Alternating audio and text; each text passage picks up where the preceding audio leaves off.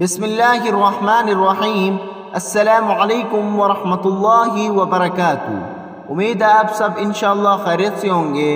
Video کو آخر تک ضرور دیکھیں۔ رسول اللہ صلی اللہ علیہ وسلم کی وفات۔ قیامت کی نشانیوں میں سے ایک نشانی رسول اللہ صلی اللہ علیہ وسلم کی وفات بھی ہے۔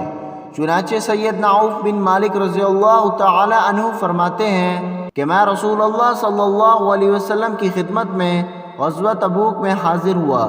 آپ صلی اللہ علیہ وسلم چمڑے کے خیمے میں قیام فرما تھے۔ آپ صلی اللہ علیہ وسلم نے ارشاد فرمایا، قیامت سے پہلے 6 نشانیاں واقع ہوں گی۔ نمبر 1، میرا وصال ہوگا۔ نمبر 2، بیت المقدس فتح ہوگا۔ نمبر 3، موت کی بیماری جیسے بکریوں میں بیماری پڑتی ہے یعنی طاعون۔ نمبر 4، باوجود کثرت مال کے آدمی 100 اشرفے لے کر بھی خوش نہ ہوگا۔ نمبر 5، ایک بلا جو عرب کے ہر گھر میں گھس جائے گی۔ نمبر 6، تمہارے اور نصارہ کے درمیان صلح ہوگی اور پھر نصارہ عہد شکنی اور غداری کریں گے اور 80 جھنڈے لے کر تمہارے ساتھ لڑنے آئیں گے اور ہر جھنڈے تلے 12,000 فوج ہوگی، گویا کل فوج 9,60,000 ہوگی۔ اس حدیث سے معلوم ہوا کہ آپ صلی اللہ علیہ وسلم کی وفات بھی قیامت کی نشانیوں میں سے ایک نشانی ہے۔